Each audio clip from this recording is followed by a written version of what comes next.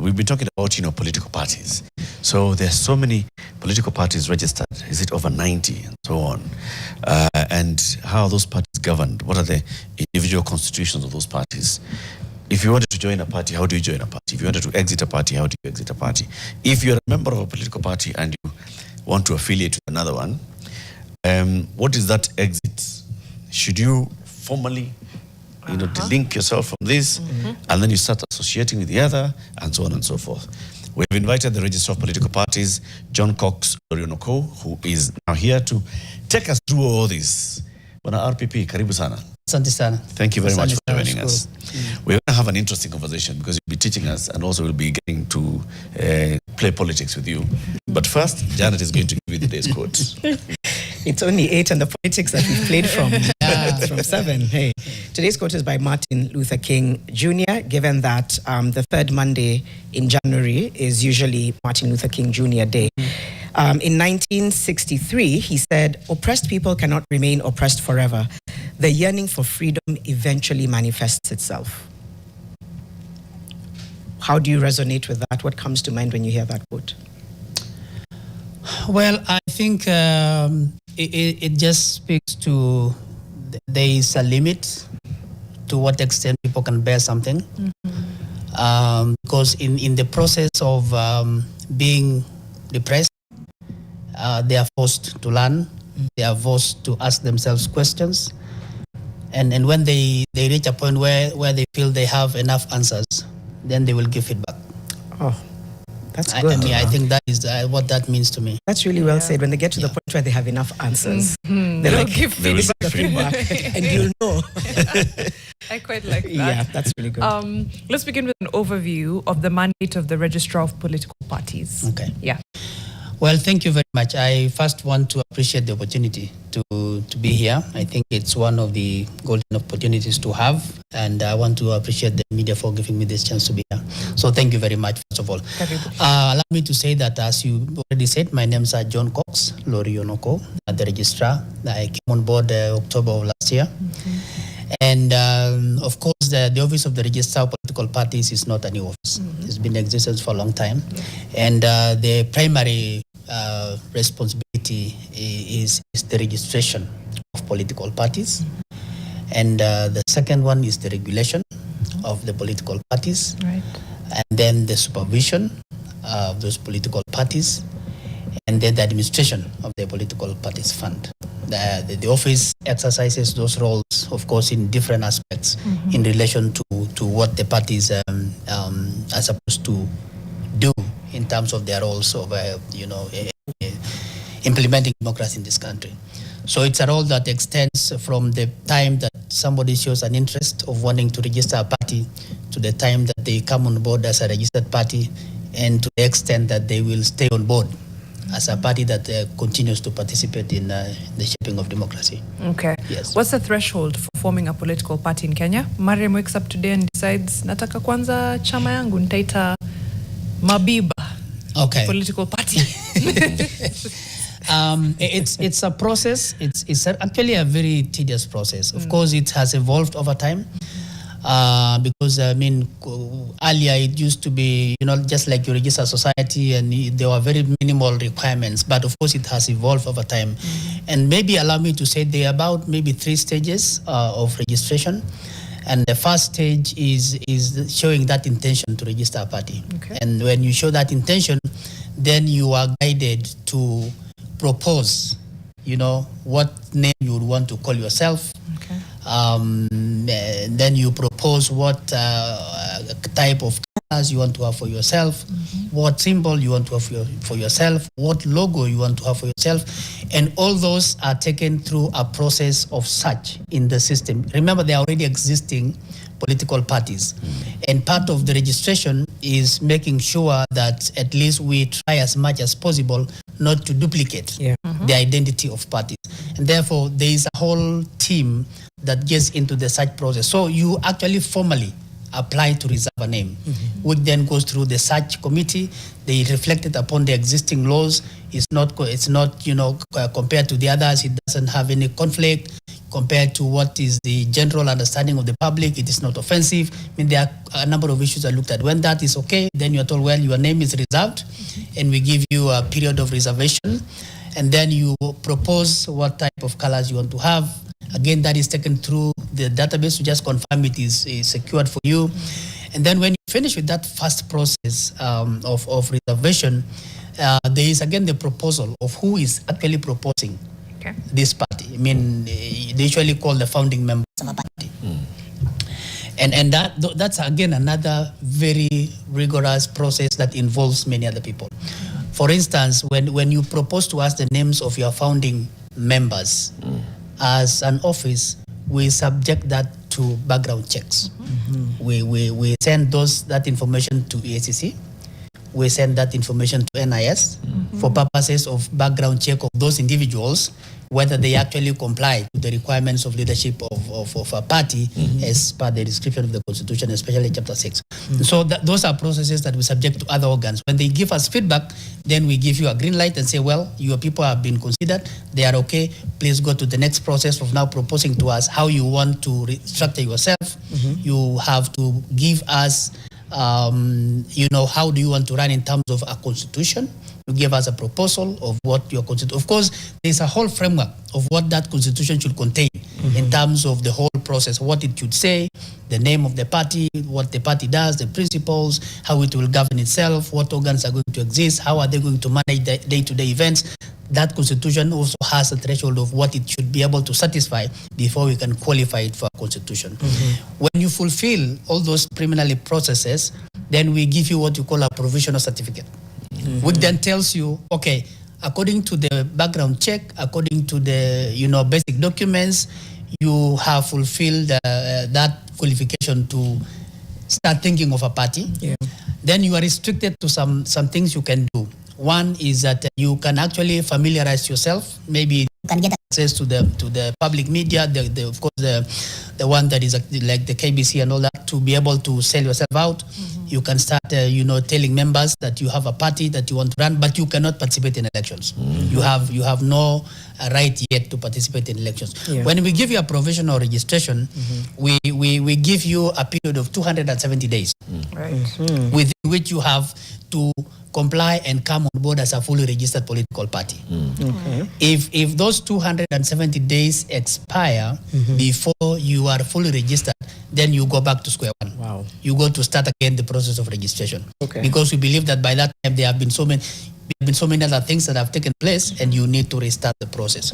So if you comply within the 270 days, which involves a lot, part of what is now required for you to be fully compliant is, one, you have at least to submit 1,000 members from at least a half of the counties. That means 24 counties. So you have to have 1,000 registered members from 24 counties. That is about 24,000 who must be registered voters from those counties.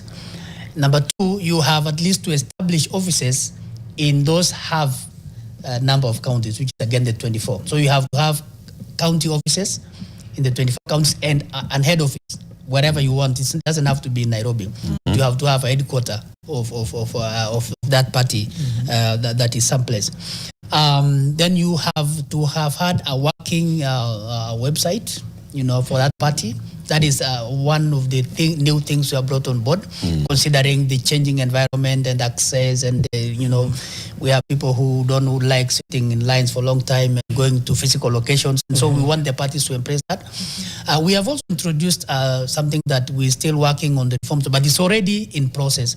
And that is we have asked the parties to come up with an identity of thought. What is your ideology as a party? What is it that you think the already existing ones do not have in place? What's unique about you? What's unique about you? Because that should be the compelling force. That should be the driving force for that party to be able to move on. So we are having that as part of the submissions for the full registration. Of course, it's being looked at as a very offer demanding. But again, when you reflect upon the Article 91, which brings to force why political party should exist, then you'll understand why that is important. Where's the cost in all this? What kind of funding is needed to register? for you to be professionally registered, you have to, after you have completed all the processes, you have submitted all the documents, your ground check has been done, your people have been cleared, then you have to pay 100,000. That is for the purposes of provisional registration. But for full registration, for you to get the final full registration certificate, you pay 500,000. Yes. Yeah, and I mean that is all monies that goes to, of course, goes back to the exchequer, because we don't hold it as a political party's office. It goes back as appropriations in aid. Yeah. 270 days between the moment you receive your provisional certificate to the moment you get the full, you come now and ensure that you've complied. Yes. It's 9 months. This 9 months is when you're required to go and recruit those 24,000 members. Yes. Have established 25 offices, that's 24 in counties plus the headquarters. Yes. Put up the structures and all. Is that sufficient from what the people tell you? Yeah. Is that sufficient time to actually do this? Because if you imagine, if you're actually following this law to the letter, it means that you're heavily investing in a lot of things for 9 months. Yeah. It's a heavy campaign. You have just registered a party. You've got to bring other people to accept and agree to the party, contribute to the party, so that you are able to mobilize resources to open offices, to set up a website, to set up a head office, to have a secretariat in place, and all that. Yeah, well, so far we have not had anybody that has become very dependent on that. I think, of course, it's a registration process, so everybody fights to get to that point. But I think that considering that this is not a process that you just think when the 270 days come. I mean, from the time that you start the process of registration, we only give you, we already give you what you need to be thinking about. As you process to register, remember these are the timelines you have in terms of the final registration, which is full registration. Yeah. So as you start, we take you through this is a very interactive process, by the way. It's not a walk-in, walk-out. I mean, we have very consistent interactions with the party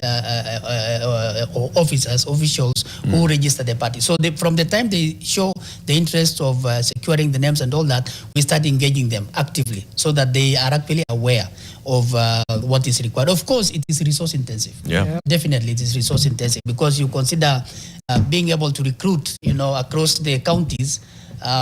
It takes a lot of time. But I think one of the things I should also say here is that we have also tried to facilitate that process by allowing people to have an online registration. You can log into the website of the political party and register as a member.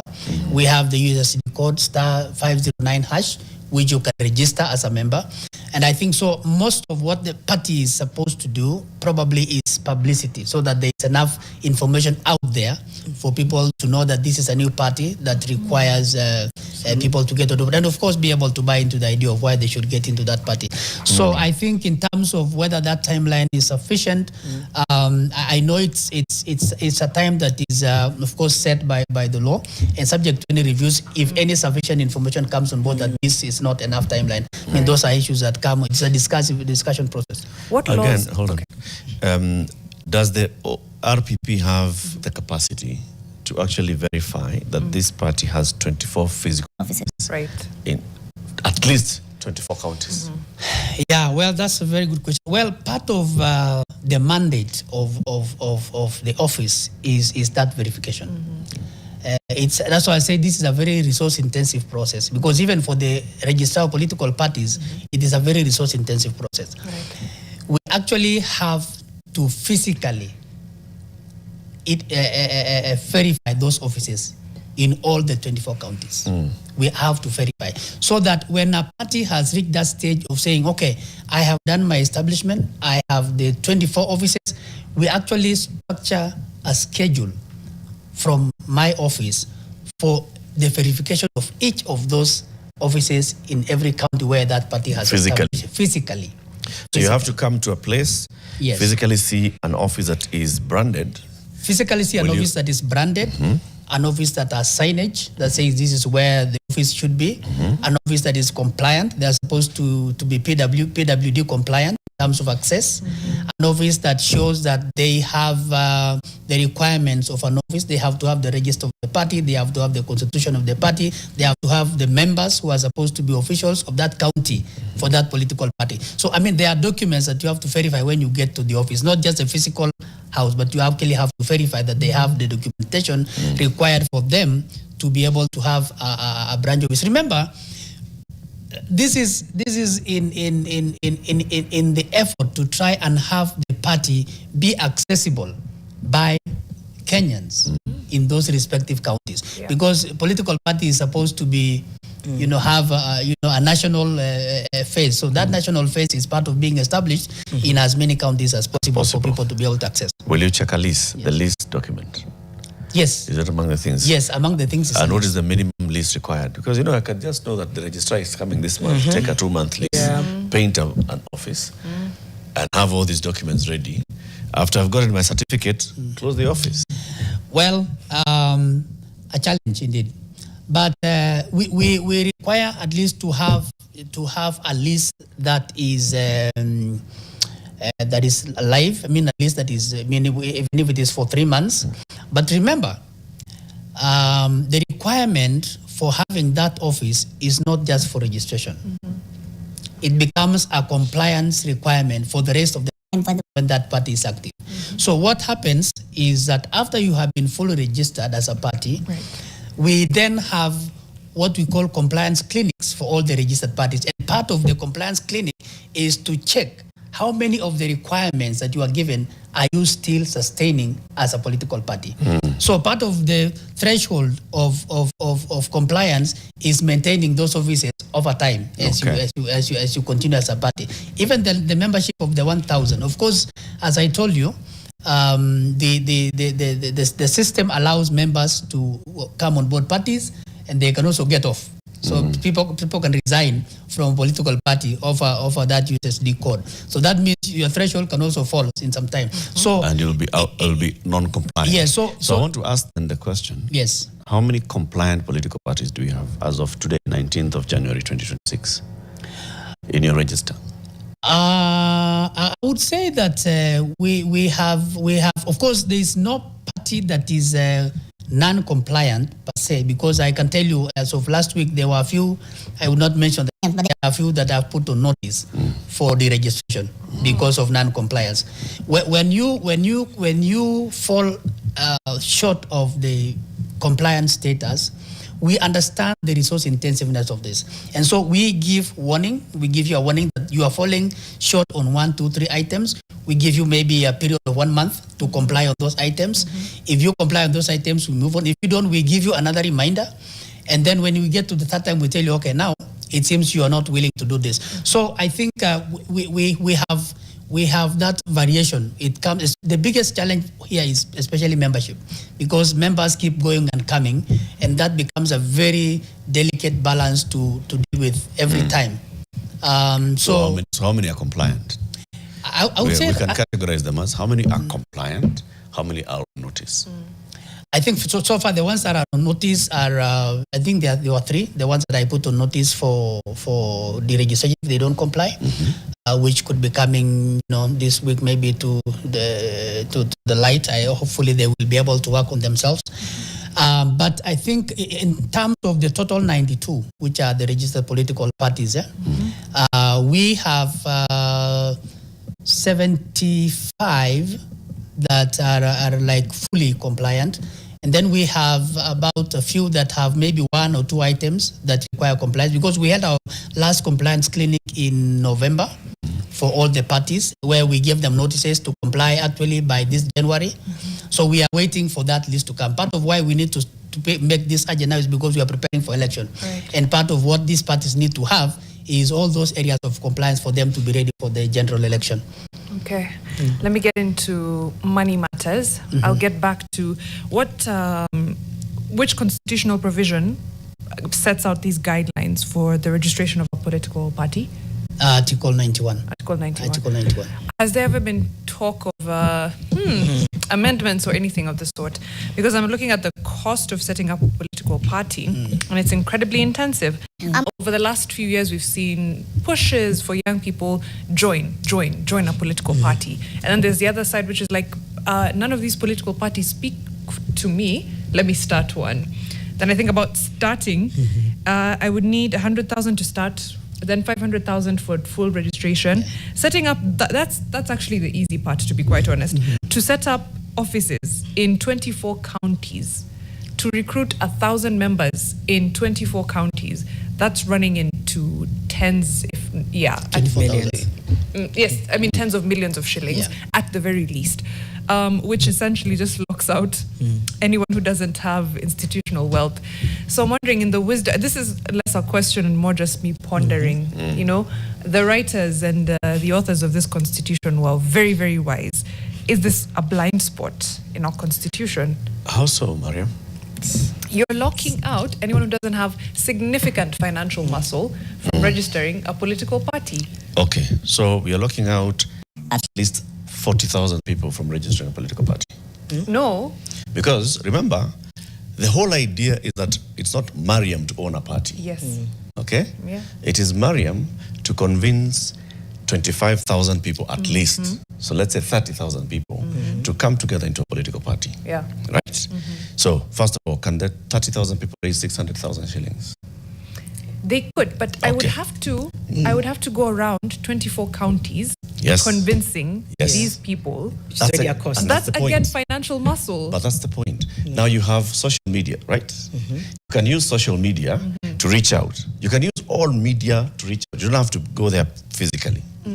But if it's a political party, why should it have less people who are joining that party? Why do we want to have briefcase political parties? No, I have seen a point. Because even if it's young people, to her point, because that's the first thing that came to mind when he said that number. Like Mariam was going, I wrote here inclusion with a question mark.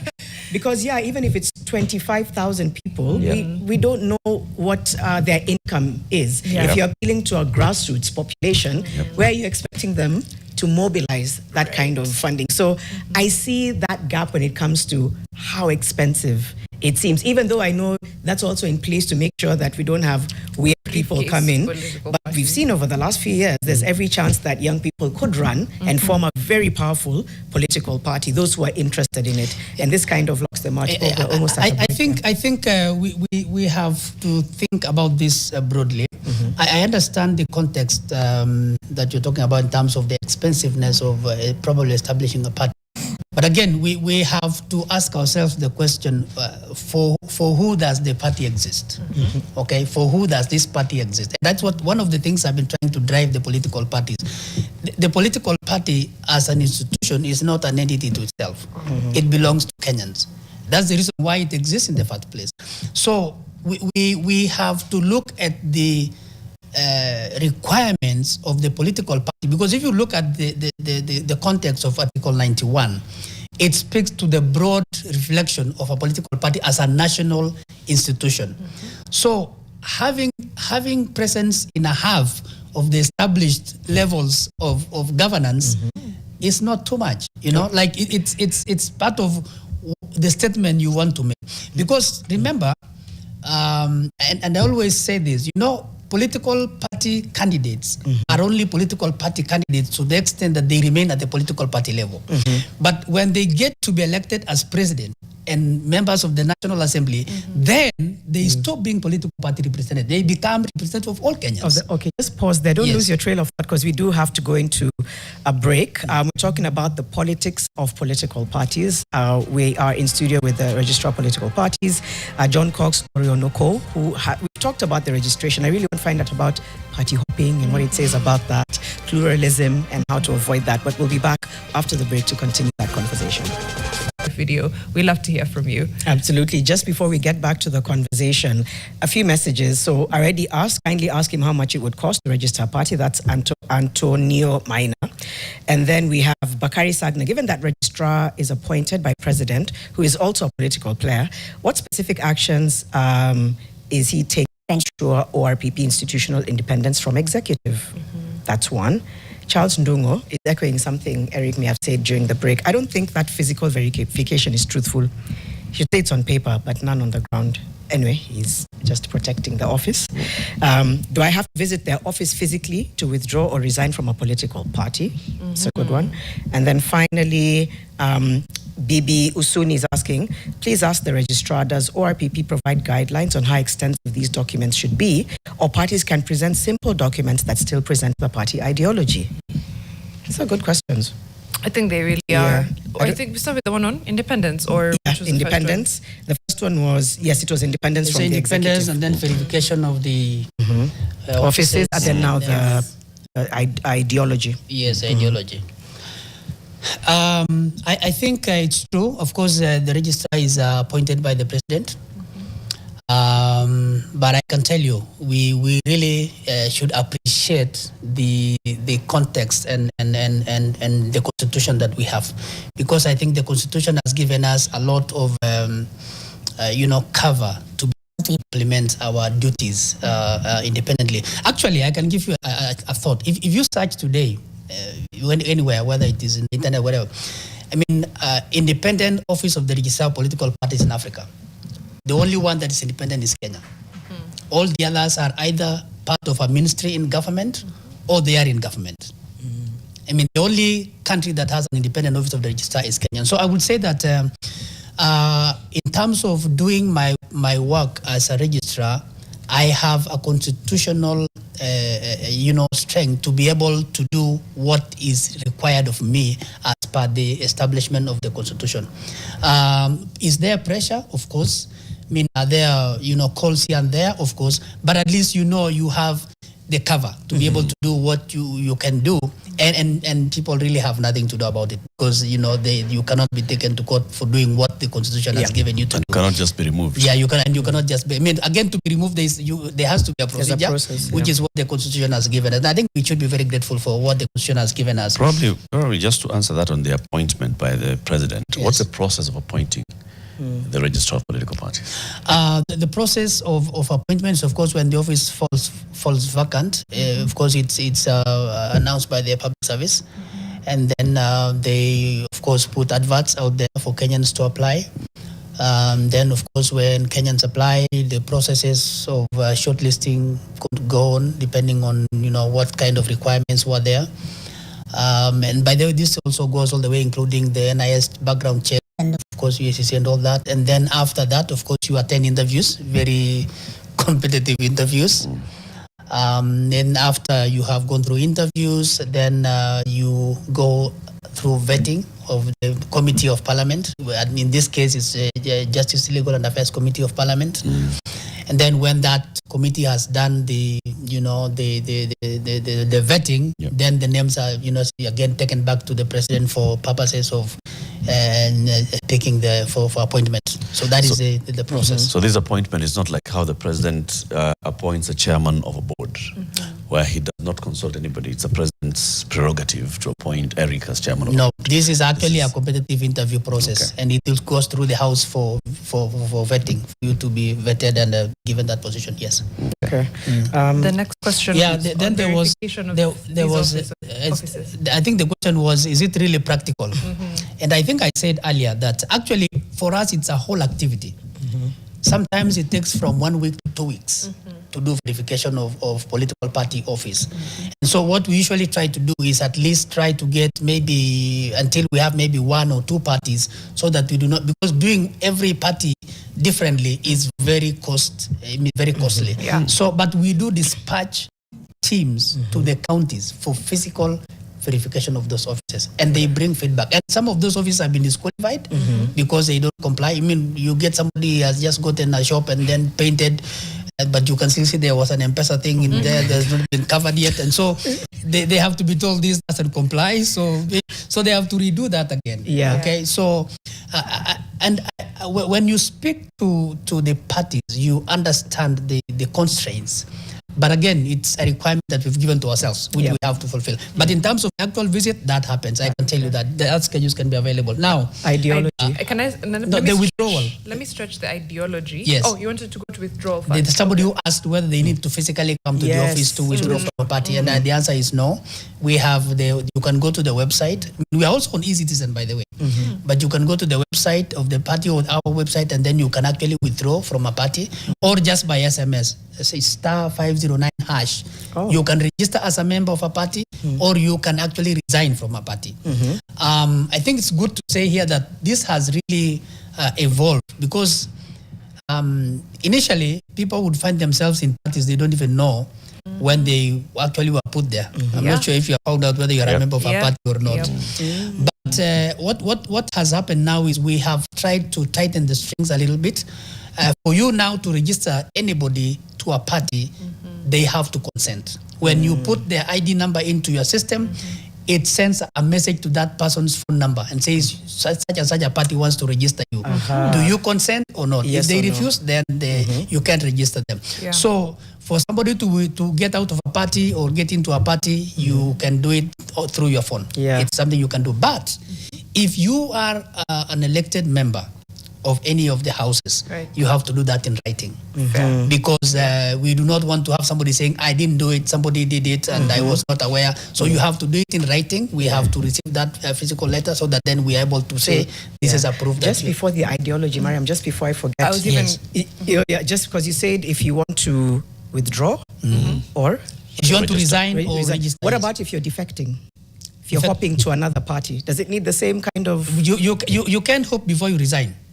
This is true. That is withdrawing. This is you have to, you first of all have is there a threshold from how often people can party hop? If every month somebody is saying Saina Skeyo party Eric, 3 months later Mariam, 4 months later, is there a place where you're saying this, or is it just like it's okay, you can withdraw 17 times if you want to because nobody is stopping you? You know, Janet, Article 38 gives us a blanket provision. Political rights. Every Kenyan is free to join and participate in the political affairs of any party anytime. So there is no amount of time that you say, okay, well, you have now hopped too many times, you can't move there. That is to the members. But of course, when you get to now the contestants, the leadership, then that becomes a different issue, because then we have to provide, of course, that again ties us together with the Independent Electoral Boundaries Commission, so that then we can provide some standard. Of course, it's been a very slippery area. In party hopping, I know it's a very big deal, but I think we're moving close to a time when we will be able to lock people out for just hopping from this party to the other, or from a party to an independent candidate. I mean, you are a member of a party, and then all of a sudden now you not belong to any party, because now there are requirements for you to be able to not have been a member of a party a certain period before election, so that you can be accepted as an independent candidate, so that you do not run because the party has somehow not done what you wanted them to do. Of course, it's still a question of where is fairness there. I mean, there's a whole. It's not fair. There's a whole issue of discussion there, and that's where we need to at the end of the day take this discussion to. Is the law very clear on this matter? Because, fairness is one thing. We can talk about that. But does the law, for example, require a sitting elected official to resign from their position if they want to switch parties? You see, that is what the law says. If you are an elected official, you basically, when they're on a ticket of a certain political party, the assumption is you must have had a certain belief of an ideology that took you to that party, and of course that now took you to the county assembly or the national assembly or the senate.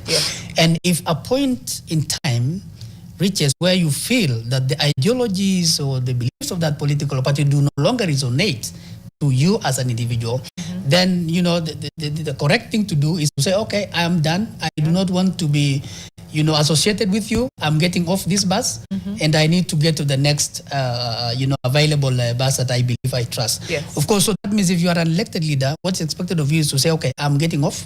I'm resigning from my position.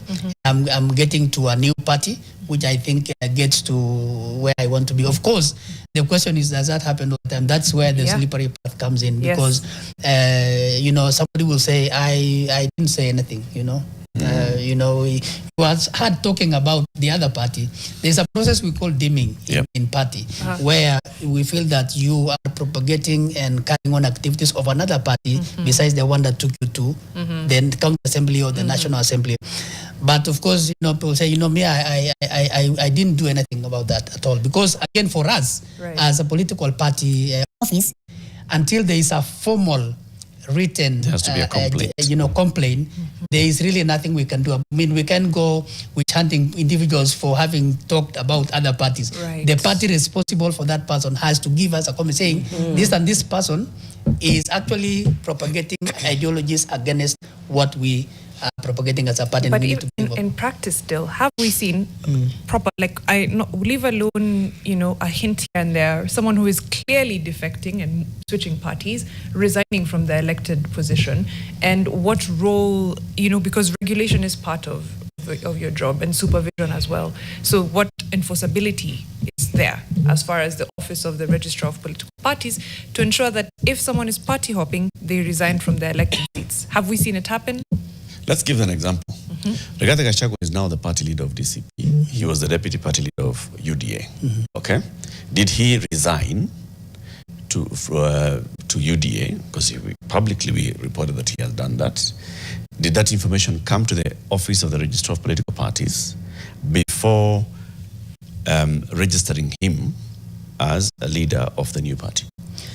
Of course, when somebody is who is a political leader elected through a party, when you are constitutionally taken out of that position because of a process that is complete, then that triggers the responsibility of the political parties in terms of what position you hold.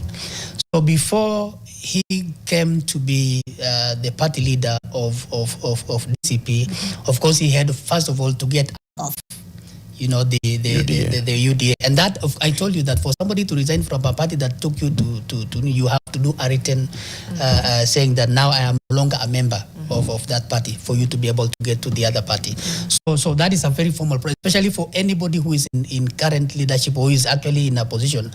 That has to be a very formal process because we want also to make sure that due diligence is done from both the party and the office. On the other side, because we see political parties summoning their members and accusing them of, we are seeing you propagating ideas of another party or, hobnobbing with members of a rival political party.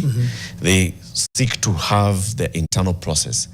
Is that the requirement of the Political Parties Act, that before they come to the registrar and say that so-and-so is no longer a member of this party, they have to go through internal party disciplinary processes? Yes. Of course, every party has organs. I mean, there are different levels of organs. I mean, they have the delegate conferences, they have the executive councils and the election committees. But actually, it's now part of the requirements. Every political party has to have what we call an IDRC, an internal dispute tribunal, internal dispute resolution committee. Every political party, so that we do not want to micromanage parties, because at the end of the day, they are our basic organs of democracy that should be allowed to function. So we have established in the requirements that every party has to have an internal dispute resolution committee. The functions of that committee is to resolve conflicts within the party as much as possible. Of course, we have the PPDT, which is Political Parties Dispute Tribunal, but that is an external body.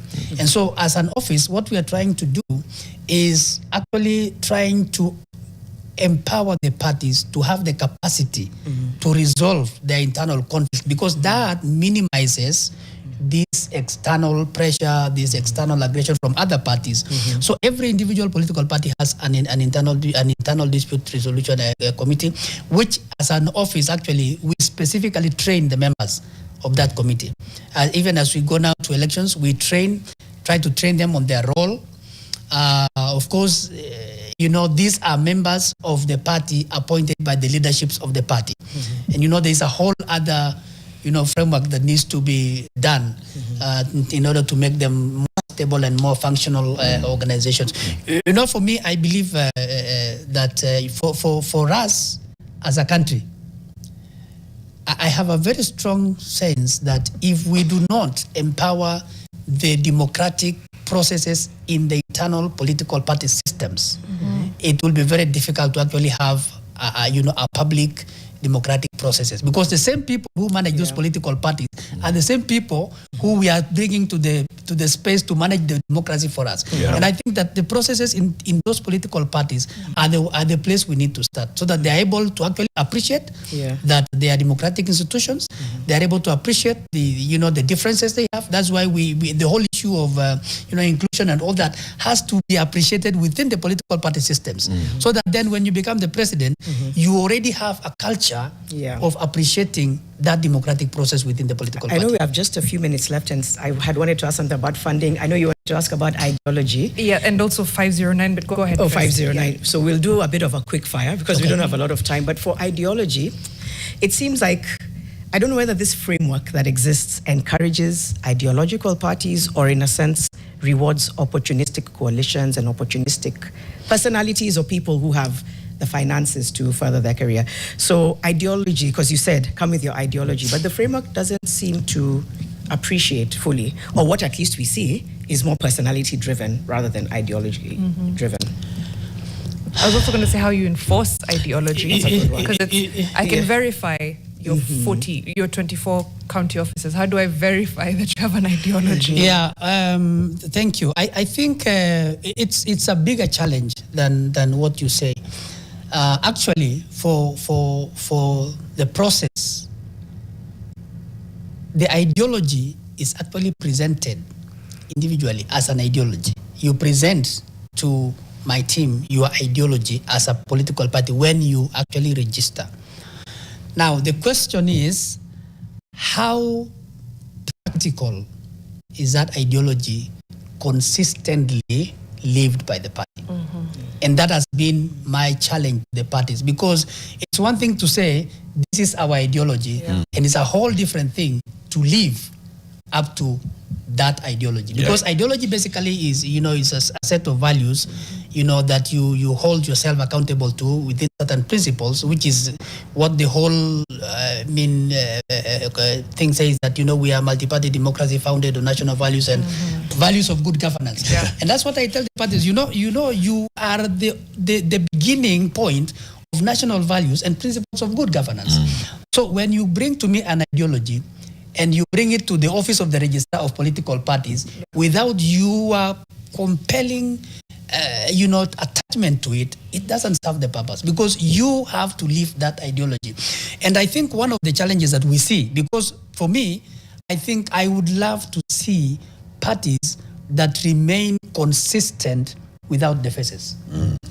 Parties that outlive the people that bring them to life, because that is then when an ideology becomes the life of the party. But as long as our ideologies live in people, then it doesn't serve the purpose of what it should be. And that's where the challenge comes in, because then how do you enforce? You say, this is my ideology. Now, the enforcement of that ideology is to the extent that the party holds itself accountable to it. And that's why I say that the processes of establishment of a political party has all the prescriptions of what is required. Of course, we can enforce that to that extent. But part of what we need to look at is, for as long as it is only the Registrar of Political Parties that holds parties accountable, for me, it's still a big challenge. Because I think for me, public education is the big gap. As an office, we feel that we need to bring the public to the extent that they understand the processes of a party, so that as of a party, you actually can hold your own leaders accountable, in terms of what they have given you as your principles. Can I give some low-hanging fruit, like ideology challenge? You see party primaries happen, and they're marred with electoral violence, which is at party level. Yes. Is that not enough grounds to challenge, or to discipline a political party? Because I'm pretty sure in the ideologies, there's something about democracy and peace and, cohesion. There'll always be something of that sort. Exactly. And I think you say it right. I mean, when party primaries are carried out, every political party subscribes to a code of conduct. Yes. That says this is our code of conduct, which is how they also submit to us, their nomination rules. This is how we'll do the election. This is how we'll do, all those things become, the basis of subjecting them to an accountability of some kind. But of course, the whole process does not end with political parties. You can take a party to task for not having complied, but then of course somebody will, go to court and say, this is not fair. This was, have you tried to discipline a party, and then the courts were the ones that were like, or someone went to court and then you had to halt the process? Because that happens all the time.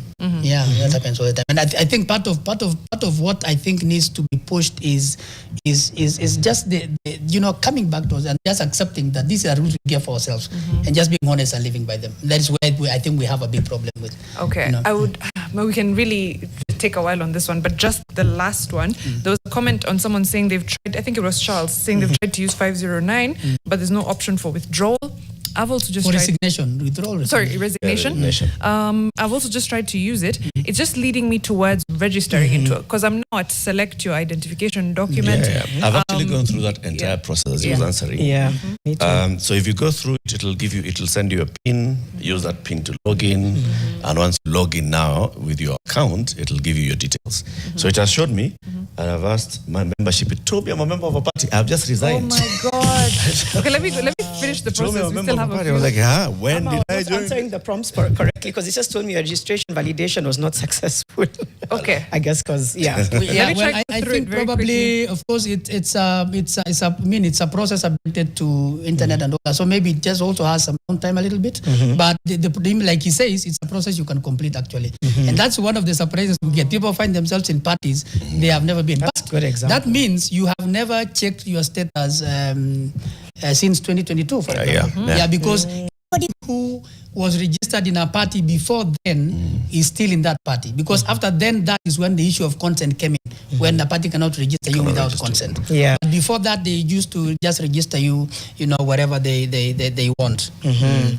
Man, it's almost a minute to time. I know I wanted to ask about the political parties fund. Yeah, but I think one of the things I'd want to say, because we were talking about as we reflect this to 2027, and I think for me, I think that we need to actually look at the political parties as a very crucial partner in how 2027 will look like, because I believe they are the key players of this process, and for them to be able to own the outcomes and on the 2027 itself is a big step for us. We need consultation with a few of the members like IBC and NCIC that we probably need a national dialogue where we bring ourselves to a commitment that this is how we want this process to look like. This is how we want to commit ourselves to it. And for me also, I think these platforms, the social media, and all, there's something that I learned when I had the engagement on X with the youth.